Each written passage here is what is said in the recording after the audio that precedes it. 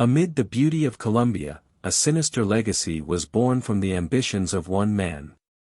Today, we delve into the complex and controversial life of Pablo Escobar, the world's most notorious drug lord. If you're intrigued by the shadows of history, make sure to subscribe and hit the bell icon. Share your thoughts on Escobar's impact in the comments below. Now, let's explore the rise and fall of a man who was both a savior and a tyrant to his people.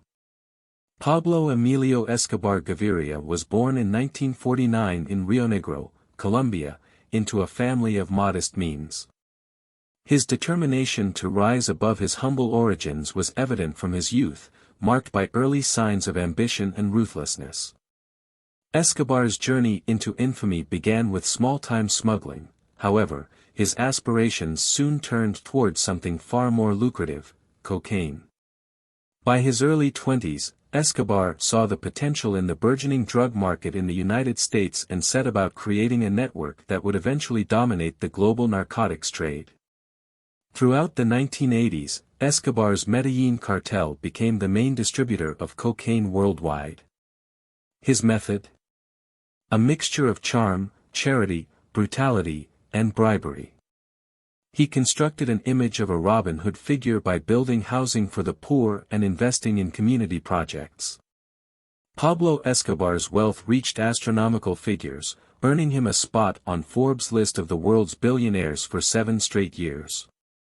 It's estimated that at the height of his power, his cartel was bringing in more than $70 million per day, a staggering sum that contributed to a reputed net worth of over $30 billion. Escobar's opulence knew no bounds. He owned over 800 luxury mansions across the globe, complete with helipads, gold bathrooms, and fully stocked bars. His most infamous estate, Hacienda Nápoles, spanned over 7,000 acres and included a private zoo with giraffes, hippos, and elephants transported from different continents. The scale of his wealth was so vast that Escobar spent approximately $2,500 every month just on rubber bands to bundle up his stacks of cash. His money was buried in fields, stashed in old warehouses, and even hidden in the walls of cartel members' homes. Running the Medellín Cartel required a meticulous blend of ruthlessness and strategy.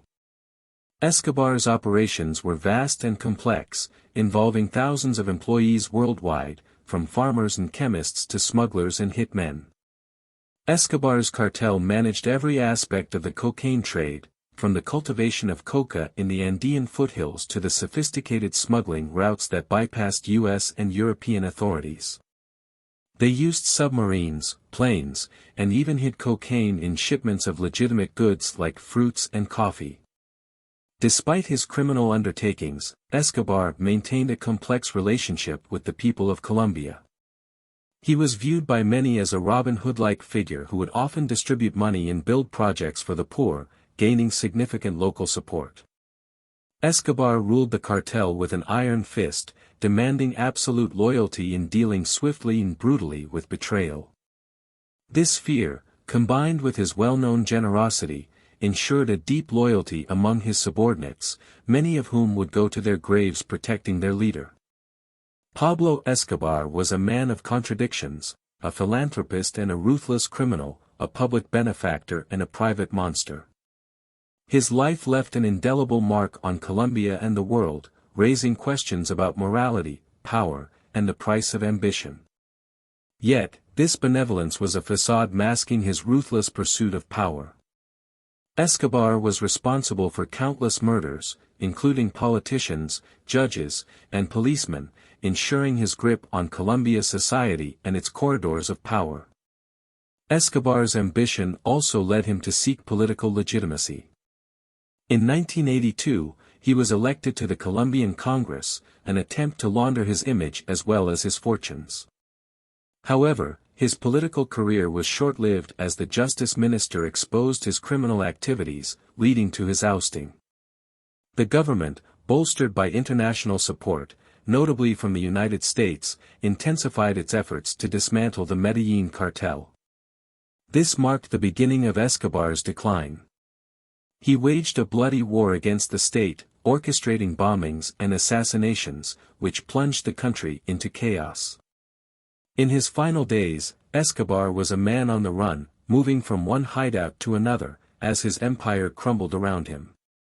On December 2, 1993, the day after his 44th birthday, Escobar was gunned down by police on a rooftop in Medellin, ending his reign of terror. Though decades have passed since his death, the shadow of Pablo Escobar continues to loom over Colombia. His life poses a paradox of good and evil, a man who was both a benefactor and a monster.